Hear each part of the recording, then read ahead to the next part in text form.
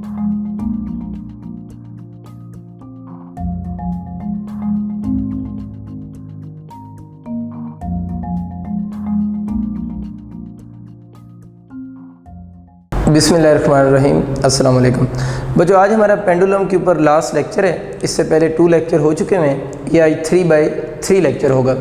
Copy pen अपने निकाल लें, शुरू करते हैं। और आज हम पेंडुलम को रखेंगे एक लिफ्ट के अंदर। लिफ्ट के डिफरेंट केसेस पढ़ेंगे। सबसे पहले वो केस पढ़ते हैं। सपोज़ करें ये लिफ्ट है, इस यहाँ पर मैंने इस पेंडुलम को अटैच किया हुआ है और पेंडुलम ऑसिलेट कर रहा है। सबसे पहला केस इसका वो पढ़ते हैं जब लिफ्ट जो है वो रेस्ट की स्टेट में हो, यानी लिफ्ट रेस्ट में हो, या हम ये अज्यूम कर लेते हैं lift is moving with uniform velocity. ये केस हो गए, लिफ्ट रेस्ट में हो या यूनिफॉर्म वेलोसिटी में हो ना। इन दोनों चीज़ों में एक चीज़ कॉमन है, रेस्ट में हो या यूनिफॉर्म वेलोसिटी हो। अच्छा, यूनिफॉर्म वेलोसिटी कहें या कांस्टेंट वेलोसिटी कहें, बात एक ही है। यूनिफॉर्म और कांस्टेंट एक ही मतलब है। इन दोनों सिचुएशन में एक्सेलरेशन ज़ीरो होगा। अगर एक्सेलरेशन ज़ीरो होगा तो पेंडुलम का टाइम पीरियड पे कोई इफ़ेक्ट नहीं होगा और इसका टाइम पीरियड 2π√L/g ही होगा। L उस पेंडुलम की लेंथ, इस पे बहुत सारे क्वेश्चन हो चुके हैं, और g acceleration due to gravity. In other words it's time period remains constant. तो ये बच्चों आपका MCQ अगर आता है लिफ्ट रेस्ट में या लिफ्ट अपवर्ड मूव कर रही है या किधर मूव कर रही है, डाउनवर्ड मूव कर रही है, यूनिफॉर्म वेलोसिटी का अगर वर्ड यूज़ हो जाए तो फिर आप लोगों ने याद रखना है लिफ्ट अपवर्ड जाए डाउनवर्ड जाए, अगर वर्ड यूनिफॉर्म वेलोसिटी का यूज़ हो जाए तो उसका 2π√L/g ही फार्मूला रहेगा, जो कि उसका ओरिजिनल फार्मूला है। मीन उसका टाइम पीरियड जो है वो चेंज नहीं होगा। नेक्स्ट बच्चों केस देखते हैं। Second case, lift is moving upward with some acceleration A कह लेते हैं। तो मैंने बच्चों लिखा है lift is moving upward with acceleration A. अगर लिफ्ट अपवर्ड मूव करे विद सम एक्सेलरेशन ए, मैं उस लिफ्ट का ना छोटा सा पार्ट शो करता हूँ। यूँ समझिए लिफ्ट है, इसके अंदर पेंडुलम अटैच है और लिफ्ट अपवर्ड मूव कर रही है विद सम एक्सेलरेशन ए। आप एक चीज़ नोट करें, इस पर जो डाउनवर्ड डायरेक्शन में फोर्स लग रही है वो एक्सेलरेशन ड्यू टू ग्रेविटी है, ठीक है ना। या आप यूँ कह सकते हैं कि अपवर्ड डायरेक्शन में अगर वो अपवर्ड एक्सेलरेशन ए से मूव कर रहा है तो अपवर्ड डायरेक्शन में जो फोर्स लग रही है वो ma है और डाउनवर्ड डायरेक्शन में जो फोर्स लग रही है वो mg है। तो पेंडुलम लिफ्ट में प्लेस हुआ है, लिफ्ट अपवर्ड मूव कर रही है विद सम एक्सेलरेशन ए। इस एक्सेलरेशन की वजह से अपवर्ड फोर्स ma लग रही है, डाउनवर्ड फोर्स क्या लग रही है, mg लग रही है। इस फोर्स का एक्सेलरेशन a है, इस फोर्स का एक्सेलरेशन g है। अब बच्चों ये सोचो यहाँ पर एक्सेलरेशन नॉट इक्वल टू 0 है ना। अगर एक्सेलरेशन नॉट इक्वल टू 0 है और इस एक्सेलरेशन की डायरेक्शन अपवर्ड है तो मीन ये कौन सा फ्रेम हुआ, ये नॉन इनर्शियल फ्रेम हुआ। और नॉन इनर्शियल फ्रेम में एक फोर्स इस फोर्स के अपोजिट डायरेक्शन में लगेगी, that force is called SIDO force. तो इस पर जो सीडो फोर्स की डायरेक्शन होगी वो भी किधर होगी, डाउनवर्ड होगी। अगर अपवर्ड डायरेक्शन में फोर्स ma लग रही है तो डाउनवर्ड डायरेक्शन में जो फोर्स सीडो फोर्स लगेगी वो भी कौन सी होगी, ma ही होगी। अब बच्चों हम लोगों ने देखना है कि इस केस में जो g लिखा हुआ है ना, इस g को हम इफेक्टिव एक्सेलरेशन भी बोलते हैं, g इफेक्टिव। अब ये देखना है कि इस पर g इफेक्टिव कितना लग रहा है। g effective mean downward direction में नेट एक्सेलरेशन कितना है। देखिए इसका यहाँ पर एक्सेलरेशन कौन सा है, g है, mg का एक्सेलरेशन g हो गया और ma का एक्सेलरेशन कौन सा a है। इसका मतलब ये हुआ कि जब पेंडुलम लिफ्ट में अपवर्ड मूव कर रहा होगा तो इफेक्टिव वैल्यू ऑफ g जो होगी वो g की इक्वल नहीं होगी, बल्कि इफेक्टिव वैल्यू ऑफ g जो होगी वो g प्लस a होगी। बस ये आप लोगों ने सिंपल सा केस याद रखना है। अगर लिफ्ट अपवर्ड मूव करे तो इफेक्टिव वैल्यू ऑफ g जो होगी वो g की इक्वल नहीं होती, वो बल्कि g प्लस a की इक्वल होगी। तो इन शॉर्ट इस पेंडुलम का जो टाइम पीरियड का फार्मूला बन जाएगा वो 2π√L/g प्लस a हो जाएगा। बस ये चीज़ आप लोगों ने याद रखनी। और a वो एक्सेलरेशन है जिस एक्सेलरेशन से लिफ्ट अपवर्ड मूव कर रही है, तो इस केस में इसका फार्मूला 2π√L/g प्लस a होगा। इस तरह बच्चों हम नेक्स्ट केस देखते हैं जिसमें लिफ्ट जो है वो डाउनवर्ड मूव करेगी विद सम एक्सेलरेशन a। तो देखें lift is moving downward with some acceleration a। इसकी डायग्राम बनाते हैं। सपोज करें ये वो लिफ्ट है, इसके अंदर ये पेंडुलम हो गया। अब एक्सेलरेशन ड्यू टू ग्रेविटी भी डाउनवर्ड है और ये लिफ्ट का एक्सेलरेशन भी किधर है, डाउनवर्ड ही है। यानी इस पर जो फोर्स ma लग रही है वो डाउनवर्ड डायरेक्शन में लग रही है। अगेन क्योंकि यहाँ पर एक्सेलरेशन नॉट इक्वल टू 0 है तो इस एक्सेलरेटेड फ्रेम में इस एक्सेलरेशन के अपोजिट एक फोर्स लगेगी, जिस फोर्स को हम सीडो फोर्स कहते हैं, और सीडो फोर्स की डायरेक्शन किधर होगी, इस फोर्स के अपोजिट होगी। और इस सीडो फोर्स का यहाँ से अपवर्ड डायरेक्शन में जो एक्सेलरेशन लग रहा है वो कौन सा ए है। तो इस केस में अगर हम effective value of g calculate करेंगे तो इफेक्टिव वैल्यू ऑफ जी हम किससे निकालते हैं, एक सीडो फोर्स का जो एक्सेलरेशन होता है उससे, और एक एक्सेलरेशन ड्यू टू ग्रेविटी को यूज़ करके हम effective value of g calculate करते हैं। तो इस केस में देखें सीडो फोर्स का एक्सेलरेशन किधर है, upward, acceleration due to gravity downward. तो इफेक्टिव वैल्यू ऑफ जी इस केस में जो बनेगी that is equal to G minus A होगी। जी माइनस ए मैंने क्यों यूज़ किया है, क्योंकि इसके एक्सेलरेशन की डायरेक्शन किधर आ रही है, अपवर्ड आ रही है। तो इस पेंडुलम का इस केस में जो टाइम पीरियड का अगर बच्चों आपसे फार्मूला पूछता है तो उसका formula 2 pi under L over क्या होगा, जी माइनस ए होगा। तो आपको समझ आ गया यहाँ पर ए कौन सा लेना होता है, ए यहाँ पर हम सीडो फोर्स का एक्सेलरेशन यूज़ करते हैं, और जी तो वही एक्सेलरेशन ड्यू टू ग्रेविटी है। इसका लास्ट केस हम लेते हैं। लास्ट केस में हम ये अज्यूम करेंगे कि lift is falling freely, or downward ही रही है, लेकिन लिफ्ट जो है वो कैसे फॉल कर रही है, फ्री फॉल कर रही है। देखिए बच्चे, मैंने लिखा है लिफ्ट इज़ फॉलिंग फ्रीली, और एक लिफ्ट बनाई है जिसके अंदर पेंडुलम है। लिफ्ट का जो acceleration due to gravity G है, और लिफ्ट इस केस में फ्री फॉल कर रही है। अगर देखिए लिफ्ट फ्री फॉल कर रही है, उस केस में लिफ्ट का जो एक्सेलरेशन होगा वो जी की इक्वल हो जाएगा, यानी इसका जो एक्सेलरेशन ए होगा वो जी की इक्वल होगा। तो ये मैं बात कर रहा हूँ, ये तो आपका एक्सेलरेशन ड्यू टू ग्रेविटी है, और लिफ्ट अगर फ्री फॉल कर रही है तो उस केस में हम लोगों ने पढ़ा हुआ है कि ए इक्वल टू क्या हो जाएगा, जी हो जाएगा। अगेन इस केस में ए ज़ीरो तो नहीं है, ए जी की इक्वल है। तो इस पर जो सीडो फोर्स लगेगी, सीडो फोर्स जो लगेगी उसकी डायरेक्शन किधर होगी, अपवर्ड होगी। तो जो उस बॉडी का एक्सेलरेशन ए होगा वही सीडो फोर्स का एक्सेलरेशन होगा। तो यहाँ पर जो ये एक्सेलरेशन ए है वो किसकी इक्वल आ रहा है, जी की इक्वल आ रहा है। तो सीडो फोर्स का एक्सेलरेशन भी इस केस में किसकी इक्वल होगा, जी की इक्वल होगा। तो ये बात आपको समझ आ गई कि अगर लिफ्ट फ्री फॉल कर रही हो तो उस केस में ए जो होगा वो जी की इक्वल होगा, यानी ये ए है ना, दिस ए इक्वल टू जी। अब इस एक्सेलरेशन के अपोजिट सीडो फोर्स का एक्सेलरेशन होगा, और सीडो फोर्स का भी उतना ही एक्सेलरेशन होगा जितना इस फोर्स का है। तो ये ए जी की इक्वल है, तो सीडो फोर्स का एक्सेलरेशन भी जी होगा। और हम जब इफेक्टिव वैल्यू ऑफ जी निकालते हैं तो इस ओरिजिनल जी में से माइनस करते हैं सीडो फोर्स के एक्सेलरेशन को, तो इस केस में जी माइनस जी हो जाएगा। तो आंसर किसकी इक्वल हो जाएगा, ज़ीरो हो जाएगा। तो यहाँ से ये केस बना कि अगर लिफ्ट फ्री फॉल कर रही हो तो इफेक्टिव वैल्यू ऑफ जी जो होगी दैट इज़ इक्वल टू क्या होगी, ज़ीरो होगी। फर्स्ट ऑफ ऑल बच्चे इसी के क्वेश्चन देखते हैं।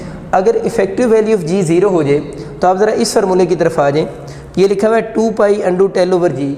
अगर यहाँ पर मैं जी को ज़ीरो पुट करूँ, यानी इसी फार्मूला में अगर मैं जी को ज़ीरो पुट कर दूँ तो 2 pi under tell over zero, something over zero क्या होता है, इन्फानाइट। तो इसका मतलब ये हुआ कि अगर पेंडुलम एक ऐसी लिफ्ट में रखा हुआ हो जो लिफ्ट कैसे फॉल कर रही हो, फ्री फॉल कर रही हो, तो उस केस के अंदर उसका जो टाइम पीरियड होगा वो इन्फानाइट हो जाएगा। अगर हम उसकी फ्रीक्वेंसी की बात करें तो frequency 1 over time period, 1 over infinity equal to zero, frequency zero हो जाएगी। और अगर बच्चों स्पीड की कैलकुलेशन की बात करें तो v का भी 1 ओवर टी के साथ रिलेशन होता है। अगर t ज़ीरो इन्फानाइट आ रहा है तो इसमें यहीं पुट कर देता हूँ 1 ओवर इन्फानाइट, तो स्पीड की वैल्यू भी क्या हो जाएगी, ज़ीरो हो जाएगी। अगर एंगुलर फ्रीक्वेंसी की बात करें तो एंगुलर फ्रीक्वेंसी भी आप लोगों के पास क्या होगी, अंडर जी बाई एल होगी। तो यहाँ पर हम अपना जी इफेक्टिव यूज़ करेंगे, और जी इफेक्टिव तो अभी ज़ीरो है, यहाँ ज़ीरो पुट करेंगे तो एंगुलर फ्रीक्वेंसी भी किसकी इक्वल हो जाएगी, ज़ीरो हो जाएगी। तो ये सारे केस बच्चे कब हैं, when lift is falling freely. अगर लिफ्ट फ्री फॉल करे तो जी इफेक्टिव ज़ीरो हो जाता है, पहला एमसीक्यू। नेक्स्ट एमसीक्यू, उस पेंडुलम का टाइम पीरियड इन्फानाइट, उसकी फ्रीक्वेंसी ज़ीरो, स्पीड भी ज़ीरो और एंगुलर फ्रीक्वेंसी भी ज़ीरो हो जाएगी। इस बात का मतलब ये है कि वो पेंडुलम अगर आप लोगों ने यूँ लिफ्ट में प्लेस किया हुआ है ना, ये उस पेंडुलम की मीन पोजीशन थी, आप इसको यूँ यहाँ तक सपोज करें लेकर खुद गए हैं, यहाँ पर आप लोगों ने इसको फ्री किया है। मैं बता रहा हूँ टाइम पीरियड इन्फानाइट के फिजिकल मीनिंग क्या हैं। आप इसको यहाँ पर लेकर गए और यहाँ से आप लोगों ने इसको फ्री किया है। टी इन्फानाइट का मतलब होगा कि ये वाला बॉब इसी जगह पर स्टे करेगा, यहाँ से वो नीचे मूव नहीं करेगा, तभी तो उसकी स्पीड ज़ीरो आ गई है ना। तो मैं कह सकता हूँ कि जब लिफ्ट फ्री फॉल कर रही होगी देन ये पेंडुलम जो होगा नॉट परफॉर्म एसएचएम। तो ये बच्चे आप लोगों ने लाइन याद रखनी है कि जब वो फ्री फॉल करेगा उस वक्त जो पेंडुलम होगा वो एसएचएम परफॉर्म नहीं करेगा, क्योंकि उसकी स्पीड क्या हो चुकी हुई है, ज़ीरो हो चुकी हुई है।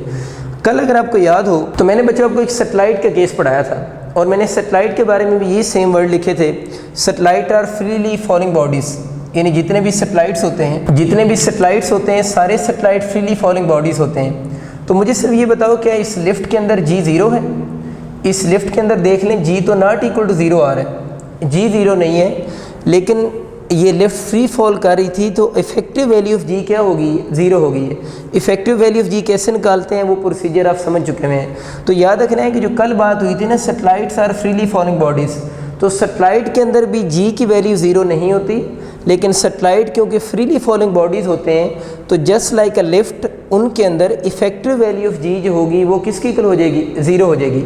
यही वजह है कि ये सारी बातें, ये जो सेम आंसर हैं टी, एफ, वी और ओमेगा के, ये तब भी आंसर होंगे जब लिफ्ट फ्री फॉल करे और तब भी आंसर होंगे जब किसी भी सेटेलाइट को आर्टिफिशियल सेटेलाइट के अंदर आप प्लेस करेंगे, क्योंकि artificial satellite freely falling bodies हैं। और एक और केस है जिसके ये आंसर सेम होंगे, वो आपको याद है, वो कौन सा है? Centre of earth. Centre of earth पे भी जी ज़ीरो हो जाता है और ये तीनों आंसर रिपीट होते हैं। तो एमसीक्यू में क्या याद रखने हैं? पेंडुलम को अर्थ के सेंटर में रखें, पेंडुलम को आर्टिफिशियल सेटेलाइट में रखें, या पेंडुलम को फ्रीली फॉलिंग लिफ्ट में रखें। लिफ्ट के तो और भी केस है ना, अगर लिफ्ट फ्री फॉल करे तो फिर ये तीनों केसेस के आंसर क्या होंगे? सेम होंगे। वापस आते हैं बच्चों, पेंडुलम को लिफ्ट में रखा, जब वो रेस्ट में आया तो उसका टाइम पीरियड कांस्टेंट रहा। जब वो यूनिफॉर्म एक्सेलरेशन से या वेरिएबल एक्सेलरेशन से अपवर्ड मूव कर रही है तो 2 पाई अंडू टेल ओवर जी होगा। अब मुझे ये बताओ, जी प्लस ए होगा। जब वो लिफ्ट अपवर्ड मूव कर रही है विद सम एक्सेलरेशन ए से, तो ये वाला जो एक्सेलरेशन ए है इसके डिनोमिनेटर में आने से ये वाली जो टर्म है ये पहले से क्या होगी? इंक्रीज़ होगी ना। तो अगर आपसे पूछेगा टाइम पीरियड पे क्या इफेक्ट होगा, तो हम बोलेंगे टाइम पीरियड डिक्रीज़ हो जाएगा with respect to original time period. यानी पेंडुलम को अगर हम एक ऐसी लिफ्ट में रखें जो अपवर्ड मूव कर रही है विद सम एक्सेलरेशन, तो पूछेगा टाइम पीरियड पे क्या इफेक्ट होगा, तो हम बोलेंगे इस फैक्टर के इंक्रीज़ हो जाने से टाइम पीरियड डिक्रीज़ हो गया। अक्सर बच्चे कंफ्यूज हो जाते हैं जब एमसीक्यू आता है lift is moving upward with uniform acceleration, यानी ये वर्ड लिखा होता है ना, lift is moving with uniform acceleration, तो अक्सर बच्चे कंफ्यूज होते हैं, वो उसको यूनिफॉर्म वेलोसिटी समझ लेते हैं और वो ये समझते हैं कि टाइम पीरियड कांस्टेंट रहेगा। देखिए ये वाला एक्सेलरेशन यूनिफॉर्म हो या वेरिएबल हो, जब एक्सेलरेशन होगा इस केस में तो उस केस के अंदर इसका फार्मूला जी प्लस ए ही होगा। तो यूनिफॉर्म एक्सेलरेशन का यही केस होगा, उसको आप लोगों ने इस केस के साथ कन्वर्ट नहीं करना, क्योंकि यहाँ पर वर्ड यूनिफॉर्म वेलोसिटी लिखा हुआ है। यूनिफॉर्म वेलोसिटी में एक्सेलरेशन ज़ीरो होता है और टाइम पीरियड कांस्टेंट होता है। अगर आपके पास एक्सेलरेशन यूनिफॉर्म हो जाए तब भी केस यही रहेगा, ड्यूरिंग कौन सी मोशन होनी चाहिए, लेकिन अपवर्ड हो तो ये फैक्टर इंक्रीज़ हुआ, टाइम पीरियड विल डिक्रीज। आगे चलते हैं, अगर लिफ्ट मूव कर रही हो विद सम एक्सेलरेशन ए के साथ तो फार्मूला ये वाला होगा। अब मुझे बताओ ओरिजिनल फार्मूले से कंपेयर करें अगर इसको इस ओरिजिनल से, तो ये वाला फैक्टर पहले से कम हो गया। जब ये वाला डिनोमिनेटर कम हुआ है तो टाइम पीरियड विल क्या हो जाएगा? इंक्रीज़ हो जाएगा। इसमें भी ये केस है, सिंपल एक्सेलरेशन लिखा हो, यूनिफॉर्म एक्सेलरेशन लिखा हो, एक क्वेश्चन के आंसर को कोई फ़र्क नहीं पड़ेगा, नीचे जी प्लस ए ही आएगा और टाइम पीरियड विल क्या करेगा? इंक्रीज़ करेगा। बाकी आप ये चीज़ सीख चुके हैं कि अगर वो फ्री फॉल करेगा तो उसके केसेस बनेंगे। अब जो कुछ क्वेश्चन देख लेते हैं जो लिफ्ट के आपके आ सकते हैं। ज़्यादातर क्वेश्चन आते हैं जिनमें आपको एक्सेलरेशन जो होता है लिफ्ट का, acceleration 4.9 metre per second square given होता है, या सम टाइम आपको एक्सेलरेशन जो है वो 9.8 metre per second square given होता है, या एक्सेलरेशन आपको 19.6 metre per second square given होता है। ज़्यादातर यही गिवन होते हैं, लेकिन अगर इसके अलावा कोई और एक्सेलरेशन भी गिवन हो तो जी आपको ऑलरेडी पता है ए गिवन हो और पेंडुलम की लेंथ गिवन हो, तो उस लिफ्ट के अंदर हम exact value of time period बता सकते हैं। ये फार्मूला तब यूज़ होगा जब लिफ्ट अपवर्ड मूव करेगी, और ये तब यूज़ होगा जब लिफ्ट डाउनवर्ड मूव करेगी विद सम एक्सेलरेशन। अगर एक्सेलरेशन नहीं है तो फिर तो वही 2 पाई अंडू टेल ओवर जी होगा। ये मैंने एक्सेलरेशन इसलिए लिखे हैं कि जब ये वाला एक्सेलरेशन आता है इसको बेहतर होता है आप न्यूमेरिकल में g/2 लिख के सॉल्व करें, क्योंकि 9.8 को 2 से डिवाइड करें यही बनता है। इसको तो सीधा सीधा हम g लिख लेंगे, इसको आप लोगों ने क्या लिख लेना है? 2g लिख लेना है। तो ज़्यादातर ये वाला एक्सेलरेशन वो एमसीक्यू में देता है, तो इनको अगर आप इस फॉर्म में पुट करेंगे फार्मूला में तो क्वेश्चन ईजिली सॉल्व हो जाता है। ये क्वेश्चन करते हैं, सपोज करते हैं कि पेंडुलम एक लिफ्ट में रखा हुआ है, यानी ये पेंडुलम है किसी लिफ्ट में पड़ा हुआ है और लिफ्ट जो है वो डाउनवर्ड मूव कर रही है with an acceleration of 9.8 metre per second square. और जब ये लिफ्ट रेस्ट में थी उस वक्त इस पेंडुलम का टाइम पीरियड t था, यानी ओरिजिनल टाइम पीरियड t है। जब लिफ्ट रेस्ट में थी।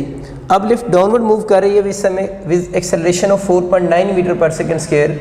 तो क्वेश्चन उसके ये है कि what will be it's new time period. आप लोगों ने इसका न्यू टाइम पीरियड बताना है। तो देखना है लिफ्ट मूव किधर कर रही है, डाउनवर्ड कर रही है, और डाउनवर्ड के लिए formula 2 pi under tell over क्या होगा g माइनस ए से हम इसको अटैम्प्ट करेंगे।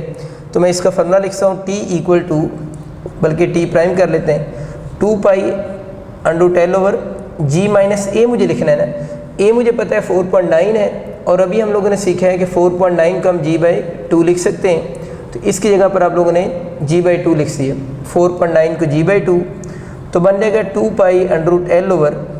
अगर हम इसका 2 एलसीएम ले लें तो 2 एलसीएम लेंगे तो कितना बन जाएगा 2g माइनस जी हो जाएगा।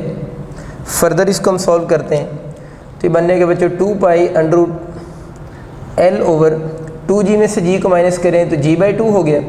इस 2 को ऊपर ले जाएं तो 2 pi under root 2 L over G. बहुत आसान से स्टेप आप समझ रहे होंगे।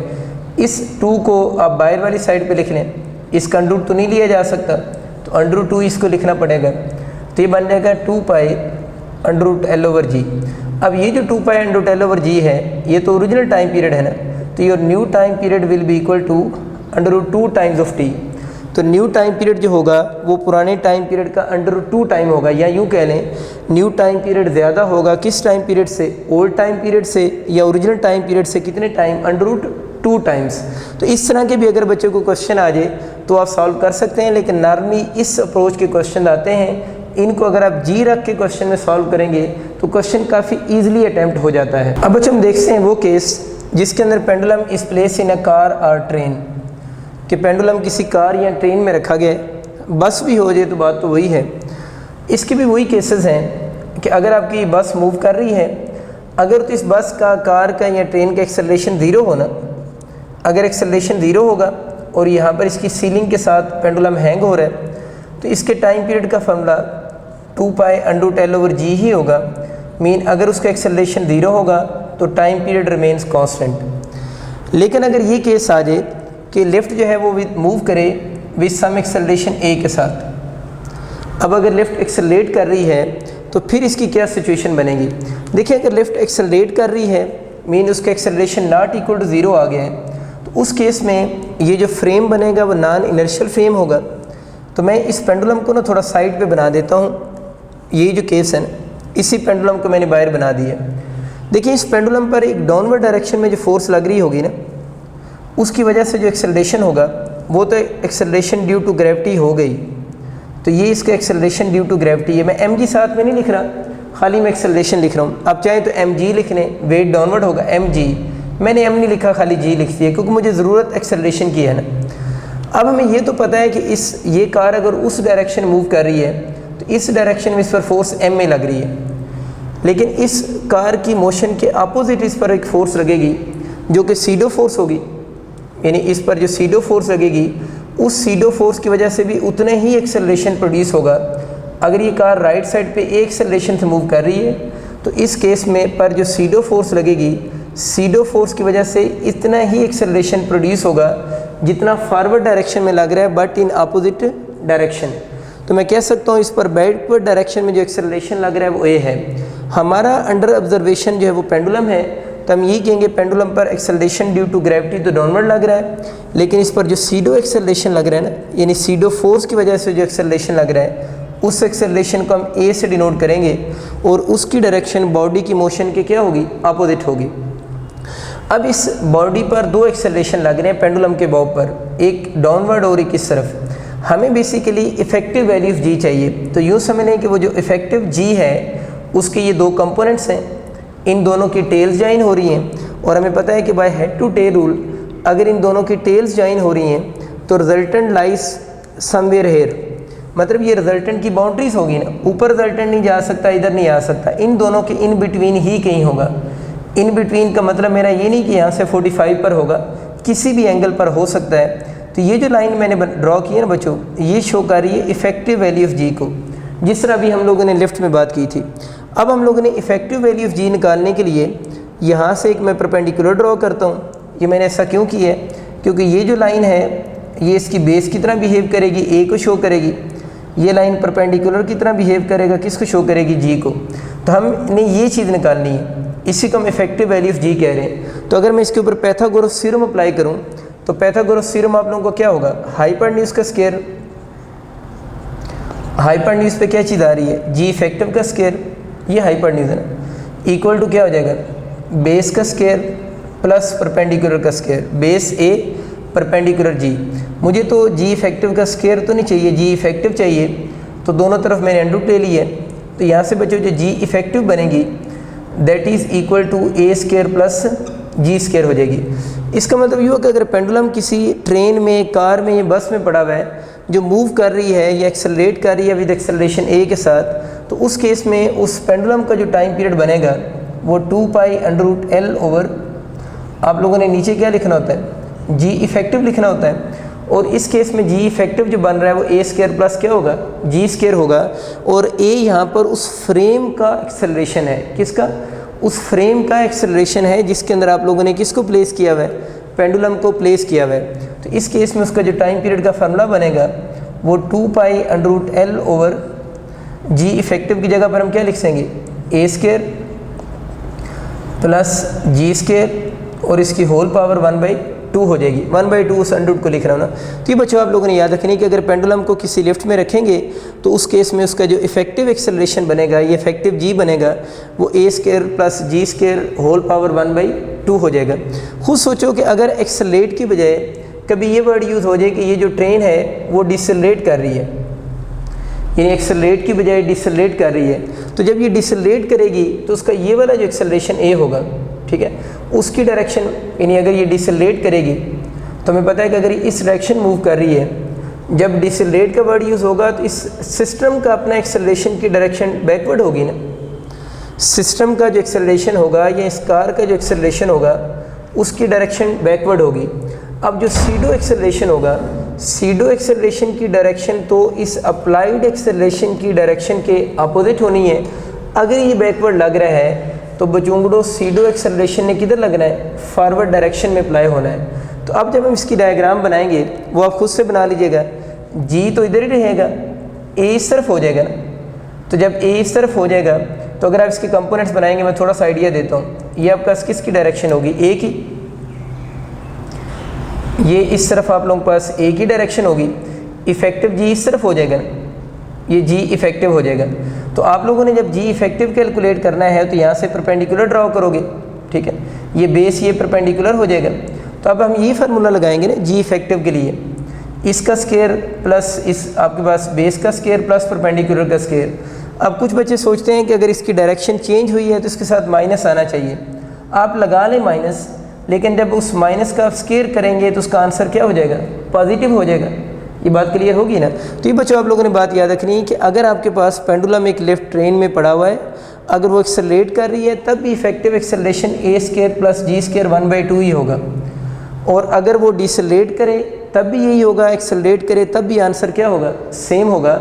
बस इसका मतलब ये कि ये वाला फार्मूला दोनों केसेस के लिए है, वो ट्रेन एक्सेलरेट करे या डिसेलरेट करे। वो वाला रिजल्ट क्या निकला कि ये ए उस फ्रेम के एक्सेलरेशन है, तो जब ट्रेन एक्सेलरेट या डिसेलरेट करेगी तो डिनोमिनेटर पहले से क्या हो गया, इंक्रीज़ कर गया। अगर डिनोमिनेटर इंक्रीज़ कर गए तो टाइम पीरियड विल डिक्रीज़। या अगर आपको उस फ्रेम का एक्सेलरेशन गिवन हो तो आप उसका टाइम पीरियड कैलकुलेट कर सकते हैं। वैसे इसके टाइम पीरियड का फार्मूला आपसे पूछ सकता है, या इंक्रीज़ डिक्रीज़ का क्वेश्चन आ सकता है। वो ये चीज़ कम पूछता है कि ए की वैल्यू दे और आप exact value of time period को कैलकुलेट करें। यही बच्चों जो पेंडुलम एक बस में, ट्रेन में या ट्रॉली में पड़ा हुआ है, इसके बारे में एक बहुत खूबसूरत सा एमसीक्यू मैंने लिखा है, इसकी ज़रा स्टेटमेंट को रीड करते हैं। इसमें लिखे simple pendulum is set up in a trolley, ठीक है ना। अब उसको किसी ट्रॉली में रखा हुआ है which is moving with an acceleration A, जो एक्सेलरेशन ए से मूव कर रही है, हॉरिजेंटल प्लेन में है। मैं आपको इंक्लाइंड प्लेन का वैसे क्वेश्चन भी कराऊंगा, हॉरिजेंटल प्लेन में मूव कर रही है। Then the thread of the pendulum in the mean position makes an angle with the vertical. तो जाहिर है जब वो एक्सेलरेटेड फ्रेम में पड़ा हुआ है तो उसका थ्रेड जो एंगल बनाएगा विद वर्टिकल, वो आप लोगों से पूछ रहा है।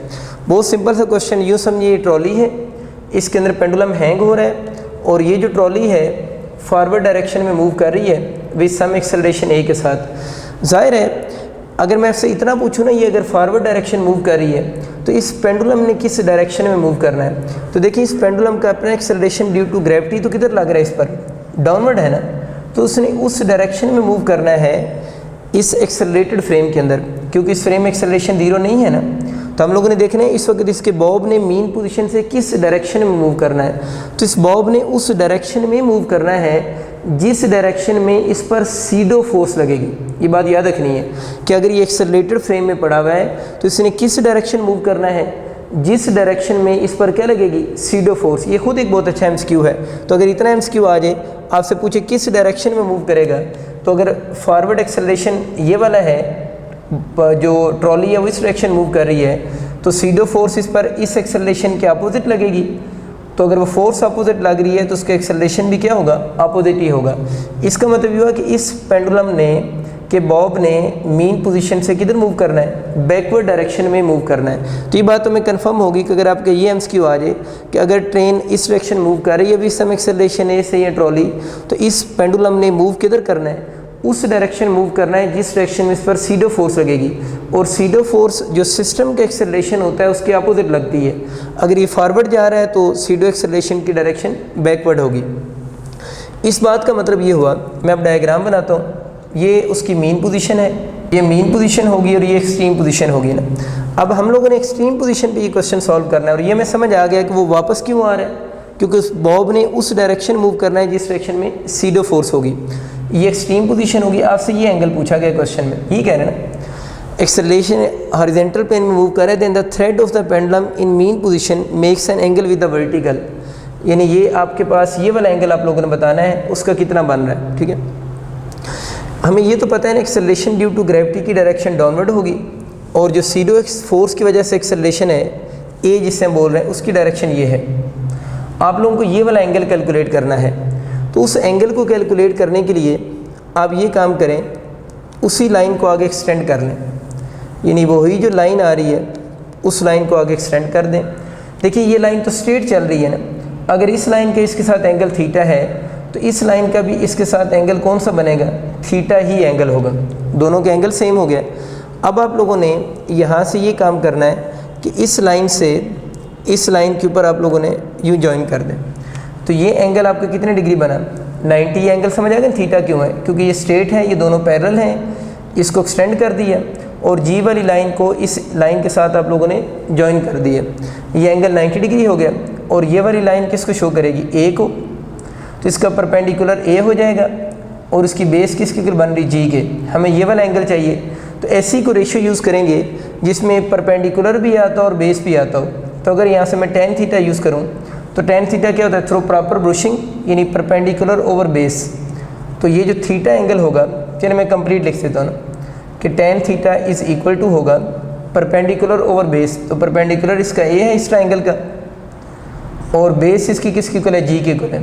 तो उसने थीटा पूछा है तो थीटा यहाँ से आप निकाल लें, tan inverse of A by G की इक्वल होगा। और ये जो पेंडुलम है वो मूव किधर कर रहा है, बैकवर्ड डायरेक्शन में। तो डिफरेंट ऑप्शन लिखे हुए हैं, तो करेक्ट ऑप्शन कौन सा होगा, tan inverse a by g and in backward direction.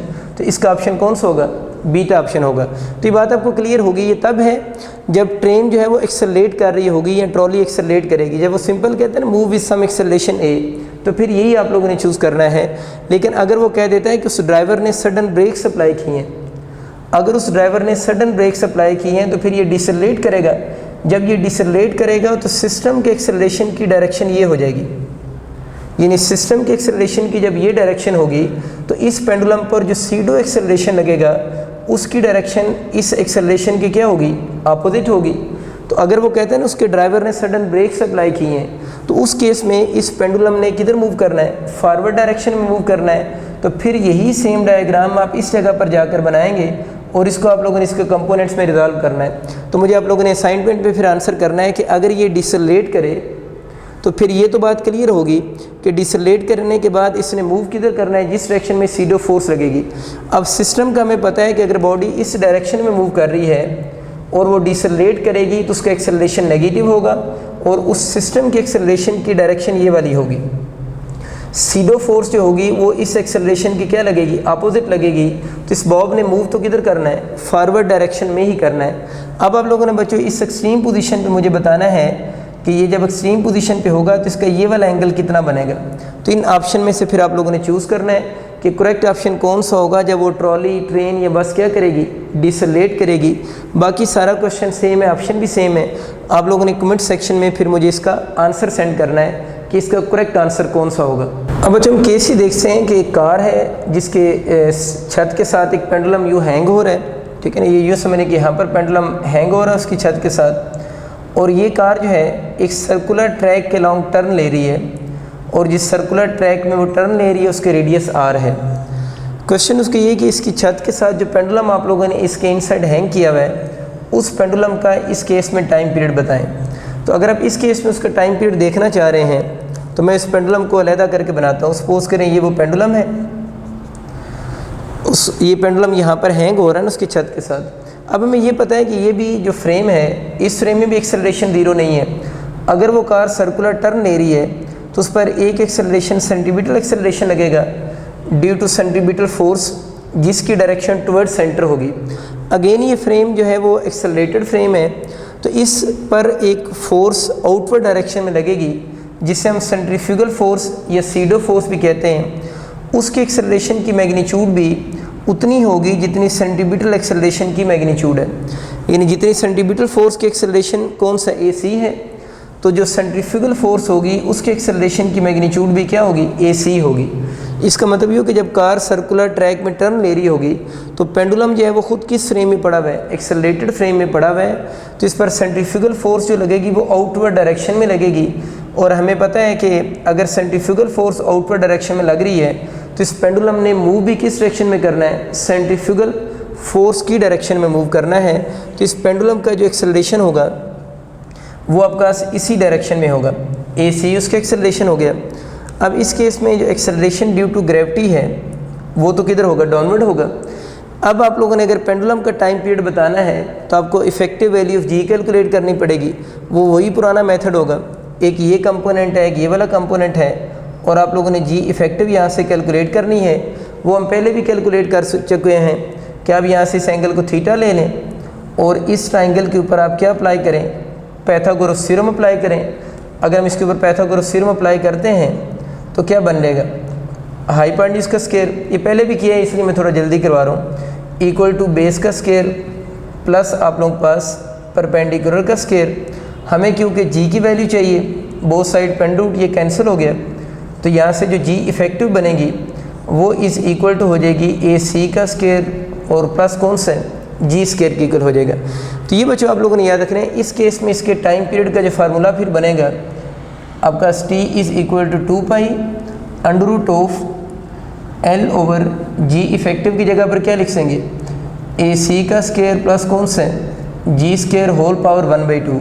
तो बच्चों आप लोगों ने सर्कुलर मोशन का भी थोड़ा सा इंक्लूड कर लेना है। तो अगर किस तरह का भी कोई न्यूमेरिकल आ जाए तो आपको टाइम पीरियड का आइडिया होना चाहिए। अगेन डिनोमिनेटर इंक्रीज कर रहा है तो ये टाइम पीरियड बिल क्या कर जाएगा, डिक्रीज कर जाएगा।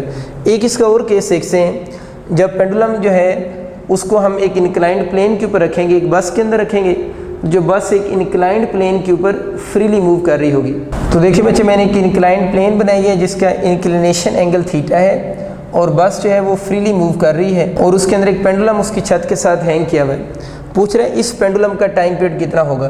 तो अगर हम इस mg के कंपोनेंट्स बनाएं और उन कंपोनेंट्स को आपस में रिजॉल्व करें तो आप देखेंगे इसका जो इफेक्टिव कंपोनेंट बच जाएगा बाकी वो आपका 2 पाई अंडर 10 ओवर कौन सा हो जाएगा, G cos थीटा होगा। तो ये बहुत आसान है। आप यहाँ से इसके वेट के कंपोनेंट्स बनाएंगे। जब वेट के आप 2 कंपोनेंट्स बनाएंगे तो बेसिकली जो कंपोनेंट आपका रिमेनिंग रह जाएगा वो G cos थीटा रिमेनिंग होगा, बाकी कंपोनेंट्स एक दूसरे को कैंसिल आउट कर देंगे। तो अगर आपका कभी MCQ आता है ना कि एक जो पेंडुलम है वो एक ऐसी बस में पड़ा हुआ है जो इंक्लाइंड प्लेन के ऊपर मूव कर रही है और फ्रीली मूव कर रही है, तो उसके टाइम पीरियड का फॉर्मूला याद रखना है 2 pi under 10 over G cos theta होगा। L पेंडुलम की लेंथ है, G वही एक्सेलरेशन ड्यू टू ग्रेविटी है, और थीटा ये एंगल है। अगर हमें इस इंक्लाइंड प्लेन का इंक्लिनेशन एंगल पता हो तो हम टाइम पीरियड को इजीली कैलकुलेट कर सकते हैं। अब बच्चों हम 2 ऐसे केस देखते हैं जिसके अंदर हम एक चार्ज बॉब लेंगे। देख लें इसमें मैंने एक बॉब पर नेगेटिव चार्ज है और उसके नीचे एक प्लेट रखी है, नीचे एक मेटल प्लेट पड़ी हुई है जिस प्लेट पर पॉजिटिव चार्ज है और इसका बॉब जो है वो ऑसिलेट कर रहा है। तो पूछ रहे हैं बताएं टाइम पीरियड पे क्या इफेक्ट होगा। देखिए टाइम पीरियड का जनरल फार्मूला जब हम लिखते हैं 2π√L/g और g के साथ हम इफेक्टिव यूज़ करते हैं।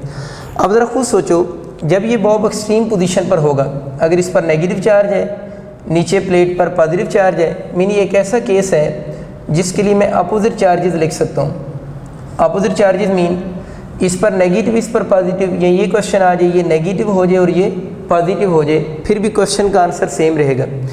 इस केस में अब इसको यूँ सोचो, एक तो एक्सेलरेशन ड्यू टू ग्रेविटी जो है वो ये चाह रहा है कि किधर मूव करे, डाउनवर्ड मूव करे। दूसरा इस पॉजिटिव और नेगेटिव फोर्स, पॉजिटिव और नेगेटिव चार्जेस के दरम्यान में जो फोर्स ऑफ अट्रैक्शन है वो भी इसको किधर पुल कर रही है, डाउनवर्ड पुल कर रही है।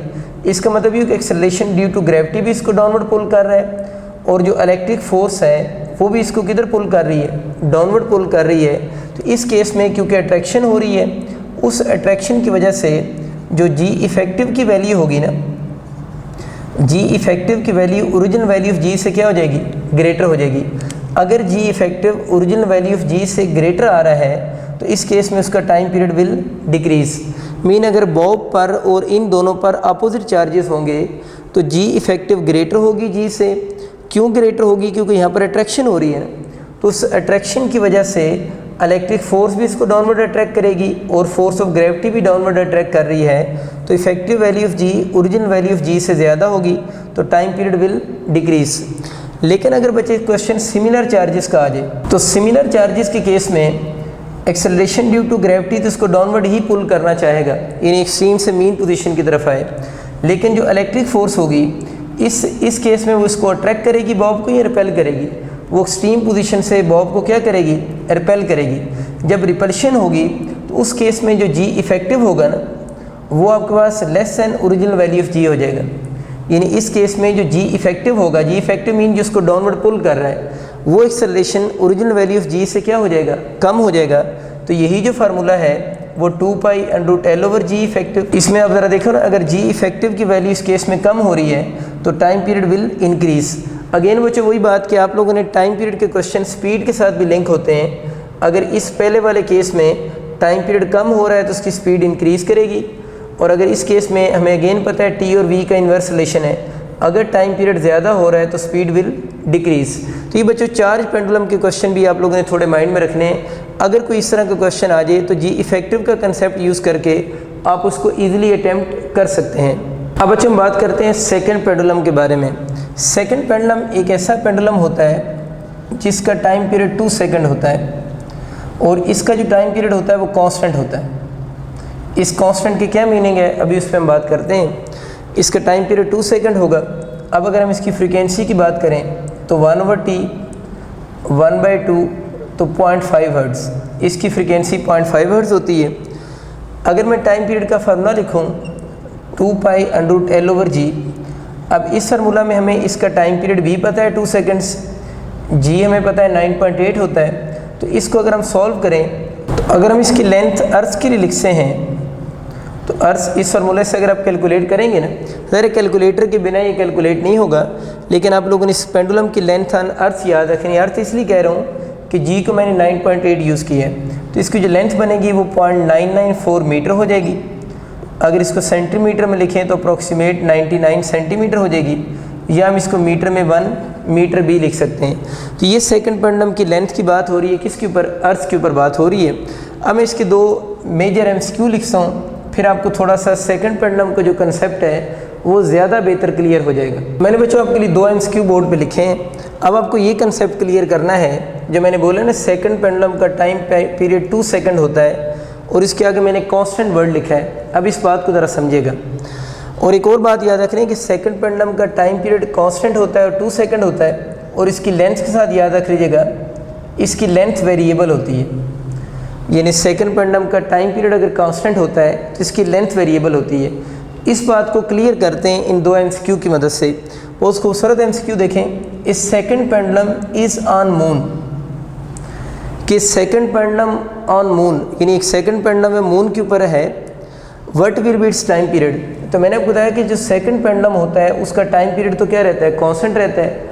अगर second pendulum is on moon है, यानी एक पेंडुलम सेकंड पेंडुलम की तरह बिहेव कर रहा है किसके ऊपर, मून के ऊपर, तो उसका टाइम पीरियड फिर कितने सेकंड होगा, 2 सेकंड ही होगा। अब आप कहेंगे कि सर देखें टाइम पीरियड का फंडा तो 2π√L/g होता है, और मून पर आप लोगों ने लास्ट लेक्चर में ये पढ़ाया था कि मून पर अगर हम जाएंगे तो g की वैल्यू g/6 हो जाएगी। तो जब g कम हो रहा है तो टाइम पीरियड को क्या हो जाना चाहिए, ज़्यादा हो जाना चाहिए। और अब आप कह रहे हैं कि इसका टाइम पीरियड 2 सेकंड होगा, हालांकि 2 सेकंड नहीं होना चाहिए, इसका जो टाइम पीरियड होगा वो 2 सेकंड से क्या होना चाहिए, ग्रेटर होना चाहिए। असल में इशू ये है कि जब ये लफ्ज़ यूज़ होता है ना second pendulum is on moon, कि एक पेंडुलम जो है वो सेकंड पेंडुलम की तरह बिहेव कर रहा है मून के ऊपर भी, तो उस केस में आप लोगों ने इसके टाइम पीरियड को 2 सेकंड ही रखना है, और टाइम पीरियड को 2 सेकंड रखने के लिए आपको लेंथ चेंज करनी पड़ेगी। तो अगर आप टाइम पीरियड को कांस्टेंट रखना चाह रहे हैं तो अगर मून पे वैल्यू g/6 हुई है तो वहाँ पर पेंडुलम की लेंथ को कितना करना पड़ेगा, L/6 करना पड़ेगा। तो इसका मतलब ये हुआ कि सेकंड पेंडुलम जो है अगर हम उसकी मून पे टाइम पीरियड की बात करें तो मून पे उसका टाइम पीरियड तो 2 सेकंड ही होगा, लेकिन उसकी जो लेंथ होगी वो फिर कितनी होगी। अगर उस पर अर्थ के ऊपर उसकी लेंथ अप्रोक्सीमेट 1 मीटर है तो मून पर उसकी लेंथ जो बन रही है वो अर्थ की लेंथ का बाई6 है ना, यानी जितनी अर्थ पे थी उसका बाई6 है। To keep time period constant, जितनी जी में चेंज आई है उतनी लेंथ में भी चेंज लेकर आएंगे, तभी टाइम पीरियड उसका 2 सेकंड फिक्स आएगा। तो ज़रा देख लें, अगर हम लेंथ को अप्रोक्सीमेट 1 मीटर बच्चे कहते हैं तो मून पर सेकंड पेंडुलम की लेंथ कितनी होगी, 1/6 मीटर होगी। यहाँ से अक्सर बच्चे ये कंसेप्ट बना लेते हैं कि शायद सेकंड पेंडुलम को कहीं पर भी लेकर जाएं उसका टाइम पीरियड जो होगा वो 2 सेकंड ही होगा। इस एमसीक्यू को ज़रा क्लियर करें कि कभी उसका टाइम पीरियड 2 सेकंड नहीं भी होगा। ये बात आपको उस नेक्स्ट एमसीक्यू की स्टेटमेंट पे गौर करने से समझ आ जाएगी। उसकी ज़रा स्टेटमेंट देखें, इसमें लिखे सेकंड पेंडुलम ऑन अर्थ, ये क्या लिखा है, second pendulum on moon. On earth on moon का मतलब है कि जो पेंडुलम है वो सेकंड पेंडुलम की तरह बिहेव कर रहा है यहाँ मून के ऊपर, तो मून के ऊपर उसका टाइम पीरियड 2 सेकंड है, वहाँ सेकंड पेंडुलम ऑन अर्थ है। इसका मतलब ये हुआ कि इस पेंडुलम सेकंड पेंडुलम का टाइम पीरियड जो 2 सेकंड है वो कहाँ पर है, अर्थ के ऊपर है। इस टेकन टू मून, उसको मून पर लेकर गए हैं, यानी सेकंड पेंडुलम वो अर्थ के ऊपर था, सेकंड पेंडुलम अर्थ के ऊपर होने का मतलब यह है कि अर्थ के ऊपर उसका टाइम पीरियड 2 सेकंड था, अब उसको मून पर लेकर गए हैं। तो यहाँ पर इस स्टेटमेंट में ये तो कहीं नहीं लिखा हुआ कि second pendulum is on moon. Is on moon का मतलब ये होगा कि ये सेकंड पेंडुलम, ये जो पेंडुलम है वहाँ पर भी जाकर सेकंड पेंडुलम की तरह बिहेव करेगा। तो यहाँ पर इज़ ऑन मून का वर्ड यूज़ नहीं हो रहा। Second pendulum is on earth, मतलब अर्थ के ऊपर उसका टाइम पीरियड 2 सेकंड है, अब उसको मून पर लेकर गए हैं। तो अब हमें पता है कि अब अगर उसको मून पर लेकर गए हैं तो फिर उस केस में क्या होगा, अगर हम उसको मून पर लेकर जाएंगे तो जी कम हो जाएगा, जी कम होने से उसका टाइम पीरियड पहले से ज़्यादा हो जाएगा। अर्थ के ऊपर अगर उसका 2 सेकंड है तो अब उसका जो टाइम पीरियड होगा वो ग्रेटर दैन क्या होगा, 2 सेकंड्स होगा। तो इस केस में इसका ऑप्शन जो बनेगा वो अल्फ़ा ऑप्शन होगा। तो बात आपको क्लियर हुई है थोड़ी सी कि second pendulum is on moon होगा तो फिर उसका टाइम पीरियड 2 सेकंड होगा, लेकिन अगर कहते हैं सेकंड पेंडुलम ऑन अर्थ तो अर्थ के ऊपर उसका टाइम पीरियड 2 सेकंड है ना। अगर वो इसी स्टेटमेंट में कहते हैं इस सेकंड पेंडुलम ऑन कराची चले कर लेते हैं, is taken to Mount Everest then it's time period on Mount Everest will be. उसने क्या बोला है, सेकंड पेंडुलम ऑन कराची, यानी सेकंड पेंडुलम जो है वो कराची के अंदर वो सेकंड पेंडुलम की तरह बिहेव कर रहा है, तो कराची में उसका टाइम पीरियड 2 सेकंड है ना। अब अगर उसको माउंट एवरेस्ट पे लेकर जाएंगे तो फिर माउंट एवरेस्ट पे जाने से क्या हो रहा है, जी कम हो रहा है तो टाइम पीरियड इंक्रीज़ करेगा, तो उसका टाइम पीरियड ग्रेटर दैन क्या होगा, 2 सेकंड होगा। तो उम्मीद है आपको ये कन्फ्यूजन क्लियर हो चुकी होगी, क्योंकि बहुत सारे जो स्टूडेंट्स हैं वो यही समझते हैं कि शायद सेकंड पेंडुलम का हर जगह टाइम पीरियड 2 सेकंड होगा। ये आपको कन्फ्यूजन क्लियर हो चुकी है कि इसका टाइम पीरियड कांस्टेंट होता है, लेकिन ये कुछ कीवर्ड्स आप लोगों ने माइंड में रखने हैं, इन कीवर्ड से आप उस चीज़ को जज कर सकेंगे। और इस सेकंड पेंडुलम की लेंथ अर्थ और मून पे याद रखनी है।